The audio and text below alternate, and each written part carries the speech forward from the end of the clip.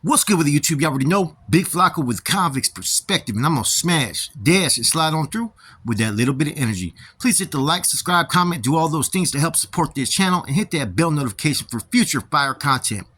And check it out, man. So everybody knows, let me first and foremost say that this interview is with Alex Diaz, aka Scrappy the Butcher from San Jose, part of the Norteno Riders, now part of the Nuestra Cosa. Before I go any further, I need to really clarify this, though, that this video was sent to me a couple months ago. Since then, he got caught with the phone. So I have to make sure that I'm upfront about that right here, right now. As you guys can tell, man, I'm unbiased. I let anybody come on this platform as long as they show me respect. And I let them speak their mind and their truth about what they believe and what happened to them. And here's Scrappy's truth. This right here is a perspective of the riders back then and the riders today. Here you guys go. Hope you guys enjoy. Yeah, man, shoot. Right here, man, another one like the other one. So, yeah, you had asked me to expound upon, the origins of the riders and what's the difference between today and yesterday's riders. Well, I'll first off say, I was brought in 2001. I was probably like the 5th, 6th rider ever made when we were all Norteno riders, when it was revolutionary resistance against the NF. People like to say what they would like, about, it was a PC gang. Yeah, us originals were not a PC gang. We were on the lines, still GP, still going to main lines, Now I've got a few active NF and Northern Structure members while I was an active Northern rider. You just say we're not active because we refuse to program with you. We took off on, the so-called active Norteños because they wanted to be self-sufficient on the NF's will, They didn't want to, think for themselves. And our whole goal as Norteno riders in the beginning was for people to think independently yet move collectively, have a voice and a vote, something that was taken from us. And, we were pretty much handicapped from exerting that. Should you have spoken against anybody who had status, rank, or even a position or title, at that time, the age of the tyrannical COCs in 2000, 2001, you could find yourself, sliced up, and ostracized from the Northern movement. So the Norteno riders, as a revolution, sought to topple the NF and, retake our voice and our vote from the NF and say, look, we're out here doing all these, money-making schemes on the street. We're doing these hits in here, and we have really no benefits. We're just soldiers to be used for the for the big homies. And I'm not gonna say we didn't owe them a debt of gratitude and that we shouldn't pay it forward with our own bloodshed and our sweat, but we didn't sign up for a lifetime commitment in prison as they did. Originally it was the NF and the Nuestra Raza who sought to organize and fight for the people. And then later on, the people became Norteños. And, the big homies were the frontliners to make sure everything was organized and situated in a way where the people were protected and could come and safely do their time and parole. And a lot of times they would take the brunt effort to, eradicate any enemies or people who posed a threat toward us. And, in 497, April of 1997, the salutations came out, and that demoted the Nuestra Raza, Northern Structure, and because they had become too prevalent and stopped pretty much obeying the NF, because they were, you know, not. I mean, the NF was locked in the Bay, so the Bay Incorporated Attachment Max, and they really couldn't, see what they were doing out there. So they pretty much just did their own thing, and so in doing so, they were demoted from their status as bros and hermanos to simple norteños, norteño guerrero or enso or soldado, and us regular norteños were reduced to northerners. And this had a bunch of consequences in itself as a whole nother topic, but all that opened up education for the common northerner to be pretty much brainwashed and tricked into being obligated to do things. It opened up documents for the regular class northerner to read, which were, tucked away for those who wish to further their commitment and, commit themselves to the organization for life. And these documents were now freely available for just about anybody. You go to the whole and you're studying the bonds, you're studying the format, Northern Enlightenment, the cause, the Northern Bible, the 7 phases. You're being educated in a way that your level of commitment isn't ready for. So they use these documents to pretty much fool you. And pretty much if you read this, you understand it, okay, now you're obligated to it. So the next man that walks through that fence, if you're in the oil or you're on the yard, and that guy's got to go, your duty now. Now you can't back out of it. So, that was their instrument. That was their instrument to, further, I guess, criminalize and keep people locked up. A lot of these dudes were bored and sitting in the shoe, and they ain't got not much to do, and they're fashioning other ways to further entrench the people. And like a lot of people know my story. A lot of people try to say, oh yeah, Scrappy was never mainland. Yeah, I was. I was in Wyatt for 3 years. Never dropped out. Never went level. None of that. Came to prison from Wyatt. Caught my case at 17. Sliced up a sureño and cut his throat, and came to prison for 3 years. And during my first year there, like I got to reception in Tracy DVI in the year of 2000. And as a young Norteno, when we believed that as a young Norteno, when we believe that every northerner is striving, to excel and to better themselves. That's what we were taught in Wyatt. We had a lot of documents that taught us these things, and it entrenched our mind and shaped us to thinking that this brotherhood was something that was beautiful. That was something that couldn't be derailed. However, when I get to prison, it's nothing like that. Most of these homies don't want to learn none of that. Most of these homies are like, we're cool, that's all politics. And I'm like, what the heck? So, I'm 18. I end up signing up with an OGNF by the name of Leonard Lopez from Stockton.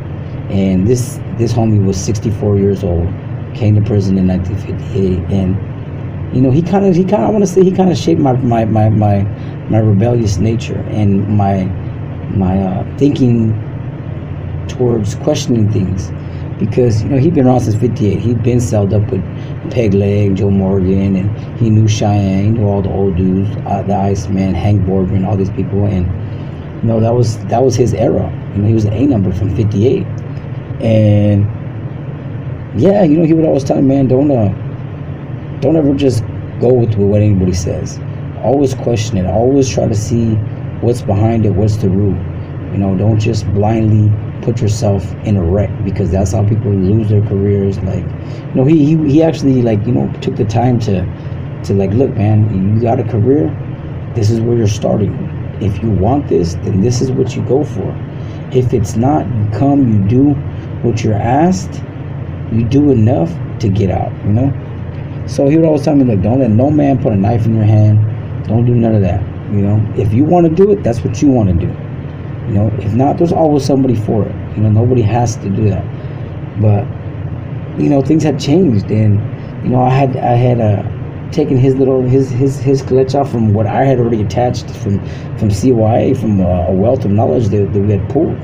And I started questioning things like, why is this way? But it's written down in a way that, this is a brotherhood. I look out for my brothers. I would do anything, exhaust my full effort to see this man excel, this man that stands right next to me. But it wasn't like that. If this man next to me is not putting his shoes on in time, doesn't have his light on, or not rolling up his mattress, or doesn't know how to spell right in his essays, or just isn't getting it, it's not dawning on him, because he may have a learning disability. Doesn't matter. So, at that time, that fat was trimmed. You were pushed out, and it was wrong. And I had moved on. I moved on to Tracy Mainline, went to J Wing, went to C Wing, went to D Wing, and I posted up on D Wing right there. Caught a Southsider on the tier and went to the hole. So we went to the hole. Me and my homie Droopy, another homie that came from CYA, and we were in a place that was educated, and there was intellectual big homies back there, and Scott Gustin from SAC was right there, Wino Sirakowski from Oakland, Xavier from SAC, a bunch of cats, Tubby and Daniel from Stockton, my primo, Manuel Cavazos, Okio from San Juan, a lot of individuals who knew what time it was, and I'll say, these are some pretty sharp individuals, and I learned a lot from them. But in the NF, giving out these teachings and these sacred things that were taught to those who had earned it, it also taught us to think and speak freely, and it gave us the intelligence that they probably didn't know they were giving us. We could read all the stuff that they put down and fully entrench ourselves and believe in it. But with education, as it being the process of becoming, it also taught us to question, to read between the lines, and to formulate our own thoughts. So that's what we did. So when I became a Norteno writer in 2001, it was just a collective of individuals who didn't agree with NF politics and were expressing it through violent means. Saying, pretty much all this needs to stop. This is who we are, and you ain't gonna, oppress us or put us in a box and, just label us as manpower, people to be used and be discarded. So, I had spoke before about, when I was a part of the Raza Foundation, which was a group formulated by big homies that wanted change, or wanted it to change, revert back to how it used to be long before I came to the system, 70s, early 80s. And there was an individual on the yard with us, Sal Oviedo, who was a carnal from Visalia, who came back from the feds, who I fell under, who was on my yard. And he had us stop teaching the bonds and all these treacherous documents that only led to a life further of criminality. And he was like, look, bro, back in these days, back in the 70s, we taught homies how to do construction, how to go out there and build a business, something to be successful about auto body. We sat there. If homie didn't know how to do math, then hey, Kyle, you come over here, you know how to do math, homie? Like, are you good at it? Well, teach this homie right here trying to get his GED. Like, that was education, something that you could further yourself on the streets with, knowledge and tools that could be useful not only for yourself, but for your family. So you can continue the northern effort in a positive light. Not all the other stuff that is good. It's good because we are criminals. However, there's got to be a positive to it too. So we stopped teaching all this other stuff, and we started enlightening ourselves on things that could advance us in our journey in life. And when I got caught up with siding with him or whatnot, I became a Norteno rider because I was a kid. I was 18. I was like, how would I know any better? As a kid, we look up to our big homies. So how would I know this individual is, poisoning me or not? I didn't feel it was poison. I felt that the things that he was teaching us were things that we should know as men. And like I said, I was RF, so when I became an Norteno rider that year, I was tasked with detailing the car. He already had the frame, but I needed to add the framework and the body and the paint job. So I established the democratic principles. I established the street stations, which are regiments, and how to build the bank and how to do this and that, A, B, and C out there. And years went by. 2004, I established a word compadre, which I hear online people like to say NC was Nuestra Compadres. Why did they change it? Why did they do this? Well, frankly, since I was tied to that word, and that word, I'll give you straight out, nobody else can tell you what the origins of that word but me, because I fashioned it in March 2004 in San Quentin East Block in the death row area. And I was, I don't know, maybe like 23, 24 years old. And that word at that time, when I had sent it out to the homies that were in Badger section, was meant to be used as an individual who had actually drawn blood and had, lived his oath to the resistance, to the revolution. And it wasn't like, these other groups try to call themselves brothers and this and that, which is cool, but I mean, if that's your brother, then why are you gonna whack him or push him out because he made a mistake? We wouldn't do that to your real brother. So these brothers, the compadre, is like somebody that you can task to look over you, over your family, over your children in your absence. And that's what it meant. Somebody that I selected, that I feel is closer than my brother. Somebody that my bond as a man is attached to this individual who won't let me down. I feel won't let me down. And that's where the word compadre came from. Anybody can say anything else, I'm gonna tell you this straight wrong, because there's nobody else that can tell you that. All these new writers or whatever, you can say, oh, Snoop did this. Snoop didn't do that. Snoop don't even speak Spanish. Snoop's an white blood from Sacramento. He came to Hawaii as a white blood. So, and most people don't even know what his origins are. Like I said, that's tales for another day. But so that was my task, and the Norteno rider was a lifetime commitment. There was no stepping back. There was no I could be one this day and I'm cool the next. No, we were doing things. We were formulating in a way where there was too much knowledge, too much, criminality, too many projects going on that you can't walk away from this. We can't let you walk away from this. And we never even thought about it. It was never a sense of you that anybody could walk away. All that new breed started on the PC side and the SNY side. And like I said, man, I heard about certain interviews and like I said, man, I heard about certain interviews, and I got a good friend, David Escamilla. I already did an interview, and he was trying to speak on the NCs. Like I said, I can't even speak on most of it, but I am not their leader. People like to make that conception that I am their leader. No. There is no leaders with the NC. We are democratic people. I mean, do I have a voice? Yes, but each and every one of us has a voice. The vote, the majority, is what we are dictated by, and that's what we have chosen to live by.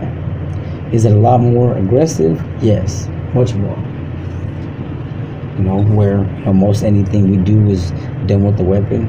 A simple slice mark, whatever, will not suffice as your cleanup, whatever you have to do. No, everything we do, we try to do attempted murder or at least send somebody to the hospital.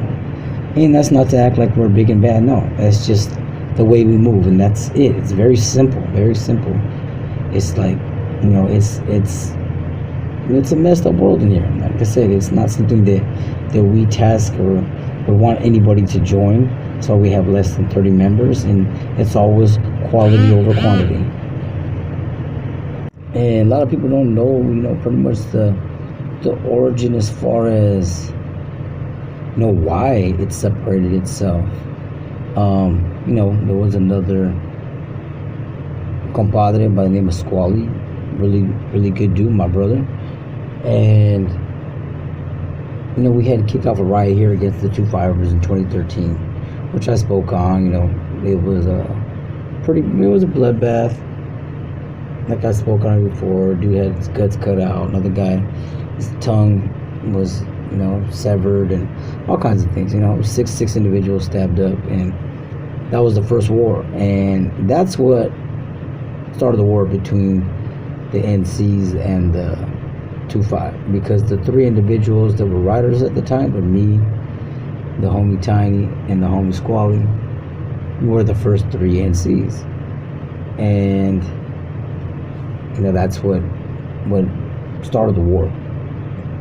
That was it. Anybody can say anything else is not, because we did that with three white boys, and we arrested 13 of them. And yeah, like I said, it was a bloodbath, but that was a tale I've talked about in previous interviews. Now, after that, we all got sent to different institutions. I went to Corcoran SHU, went to Corcoran Yard, then I went to Salinas Valley. Well, I came back for court over here in Kern Valley, and at that time, Squally had just pulled up to D Yard. Well, the compas weren't very happy with him because they had already started dividing lines, Scrappy and Snoop, and Squally, you roll with me. That's my boy. He's been a rider since he was 15 years old, and he has emulated that life, since he was 15. At that time, he was like 22, maybe, and since he pushed with my effort for the old law, the riders over there accepted him. However, they were just trying to figure out what they were going to do or what they wanted to do, because this individual is still a good compadre who has done nothing wrong, but because another individual within the organization who had a little say so wanted him gone. So they pretty much crafted an easy way out to where they had the enemies, the two fibers, stab him. And they lied to the two fibers anyway, saying that he stabbed their homies in that riot. The homie didn't use a weapon in that riot. I did, and a few other cats. But yeah, so that was their way of getting him off the yard, so they didn't have to deal with it. They fed the homie to the wolves, which we never do. If this individual made a mistake or did something wrong in the eyes of the compadres of that compound, then handle it. Handle it. If you feel that he's pushing a different agenda than what you guys want to do, then handle it. You don't do no coward stuff and allow an enemy to put holes in somebody who's still a compadre, who you don't have, the sack to say he's not a compadre anymore. And that was wrong. And that's the straw that broke the camel's back. That's why we say, what? We're going to push the West our compadres. And, hopefully one day this whole thing can reunify into what it was supposed to be with the old law. And I get it. The old laws don't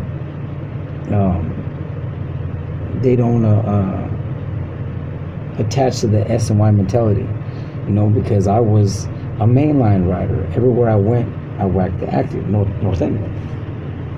And the obstruction didn't matter. Those who were promoting that, those were my enemies.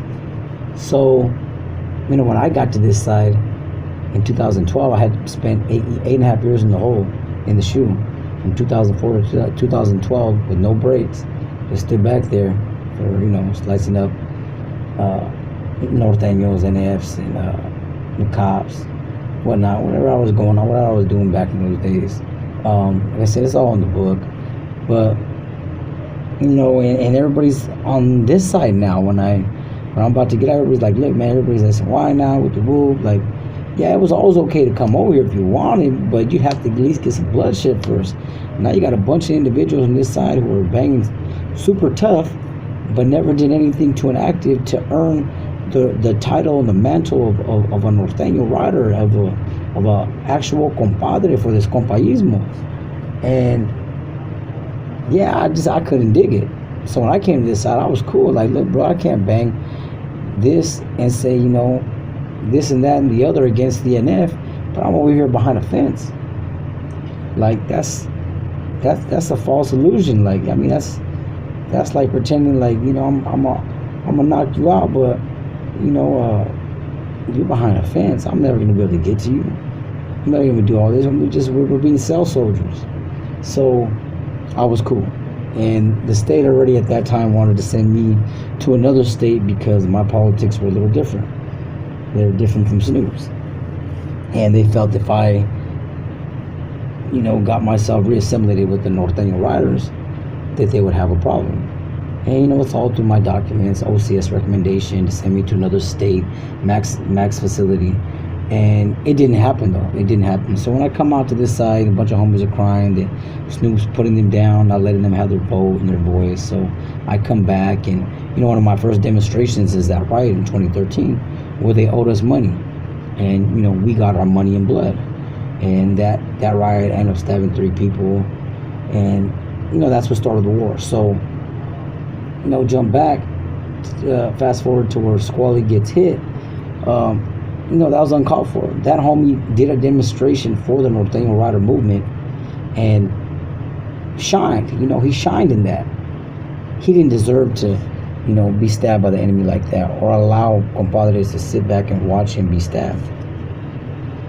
So they hit him, and he knocked three of the 4 out, and he got like 4 or 5 little polka dots. Nothing severe. However, the riders, as they like to call themselves now, relinquishing that northern title that we fought so proudly for, they messed up. That was uncalled for. That was not just uncalled for. That was a no-no. That is an unforgivable sin. And that's what caused, part of the movement to push away from them. I didn't take them with me. No. Their actions under whoever, was leading at that time, that was their fault. That wasn't ours. And the word compadre, I had stayed with because, like I said, I wanted to reunify. I gave my life for this. I lived and breathed the compaismo. That was me. Like I was a part of it since the beginning, since the inception. So, so I wanted to, keep that with me. However, I am not alone in this. And as the NC progressed, a couple years later, we had already drew a lot of blood in Sings Valley, and removed the 2 fivers. To this day, they do not walk Sings Valley for the past 6 years. And no riders walked there either for 6 years. And homies wanted to disassociate all attachments to the riders. And they proudly represented the ANC Nuestra Compadre, but that name no longer needed to be attached. And I was asked by my homies, let's change this. You know what, this isn't about me. This isn't about me holding on to old attachments to the seat of the Northern Rider. I couldn't. So, we voted and whatnot, and I also voted, to change it as well, because I no longer wanted to be looked at as a subset or a branch from these individuals. And the name was recoined as Nuestra Cosa, our thing, because we were doing our thing now. We were not a part of anything else but our own. And as our thing, Cosa Nostra, as the Italians, as their mob is named, that's where ours was, though in Spanish, Nuestra Cosa. And that's where it comes from. I hear other little things that Scrappy got by Snoop's boys or whatnot. I don't know who sent what or whatever happened, but there was an attempt over there in Corcoran, and hey, I got 3 little polka dots that they put band-aids on, and it was 5 on 1, and I blasted 3 dudes, sent one off in a helicopter, and I walk back to my cage, and then they walk me to the hole. It was just something that happened. But like I said, man, it's just this is what we do. We're at war all the time, and it's a hard life. I don't wish this upon anybody. That's why I tell people when they want to be, think they can be NC or they could do this or that, because it looks glamorous, or you guys have a good reputation and your recognition and your name precedes you.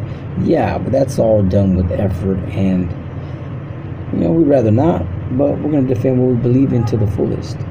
So, but yeah, other conditions and things that I see that are different between the riders of then and now is, these ones now don't have any respect for all the efforts that were made for them. Like I said, I came to this side, and you see a bunch of individuals who didn't do anything to come over here, didn't never take off an active, they just left, and that's what's up. You could do what you want to do, but don't come over here and act like you're the hardest. Defend what you believe in, that's it, but don't try to be something that you're not. Just come over here, do what's needed. That's it, because all that heavy lifting, that hard banging, or puffing the chest out, you could have did that against the actors with us when we were out there. However, most of these individuals were our enemies at the time, and they did whatever they did to come to this side, and then now they want to bang, now they want to do this, so it was different. It's not that we don't accept them, it's just that it is what it is. It's just come over and chill, man. And if we got to go up against somebody else, then that's what we do. That's it. But yeah, it's just it's a different world. You see a lot of people. When I was doing my thing, it was like a lot of dope fiends, a lot of shady dealings, and we never had to do that. So rights had to be reinstated, and I had to stipulate those, and a lot of things that Snoop and his camp didn't like, because they wanted to be able to control people, and that's what we fought against. That's why I never understood why he did all what he did and tried to institute himself as some president or godfather or whatever the heck he thought he was. Because if we're promoting equal freedoms and equal resistance, equal revolution, which now they call a movement, there's no room for any dictatorship. There's no room for any of that. And that's not how I move. I've never done that. I'm just there. I'm there. My voice and my value is as strong as, the most veteran, but also as strong as the newest